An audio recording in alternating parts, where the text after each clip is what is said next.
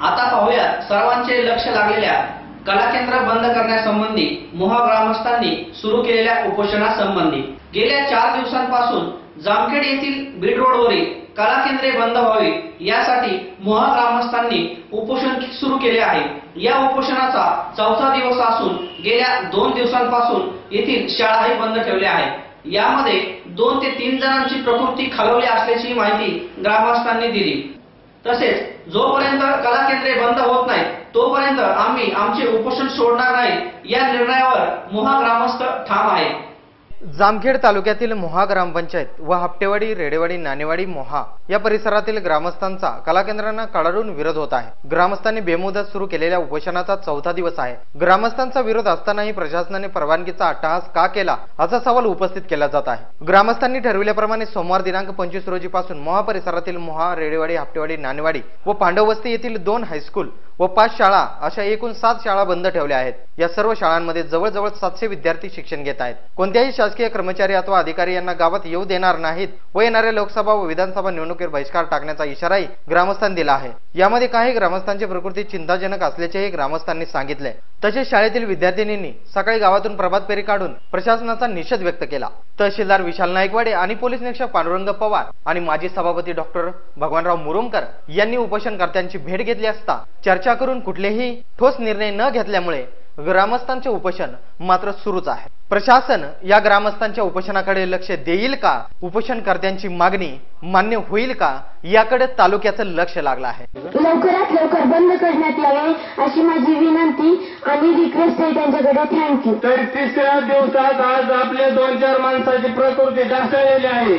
आज संध्याकाळपर्यंत कसल्याही परिस्थितीमध्ये निर्णय लागण्याची शक्यता आहे असं मला वाटतंय। पण जर काही निर्णय नाही दिला तर आज 4 वाजता आपण खर्डा चौकात रास्ता रोको आंदोलन उद्याचं करण्याचे आज निवेदन देणार आहोत। आणि हे उपोषण करण्याची वेळ आपल्यावर का आली? कारण आपल्या भोवती सगळीकडे कला केंद्राला परवानग्या दिलेल्या आहेत, तर त्या परवानग्या बंद झाल्या पाहिजेत। कला केंद्र हे बंद झालेच पाहिजेत। आणि बंद का व्हावेत? तर प्रत्येक मुलांना त्रास होतोय आणि त्याचे संस्कार वाईट व्हायला लागले। तर कला केंद्र चालू असताना आम्ही शाळा शिकत असताना कला केंद्राचा खूप मोठा गाण्याचा आवाज होता, त्याच्यामुळे आम्हाला शिकणं खूप कठीण होत आहे।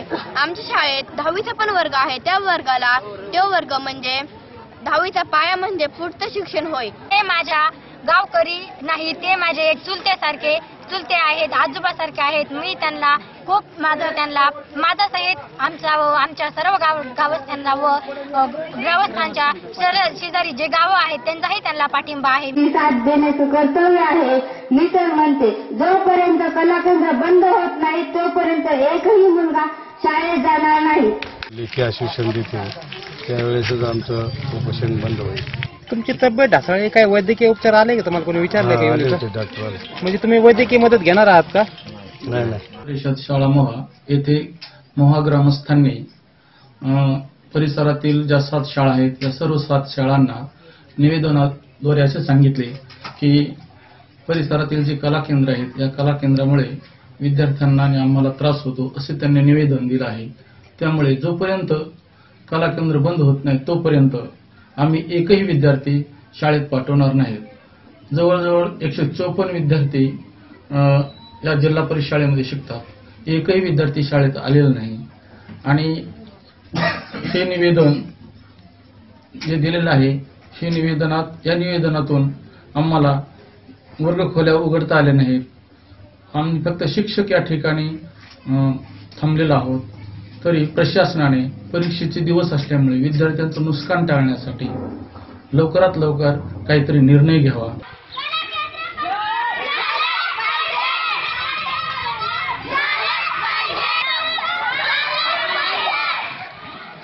अविनाश बोधलेसह प्रतिनिधी किरण रेडे, विश्वदर्शन न्यूज, मोहा।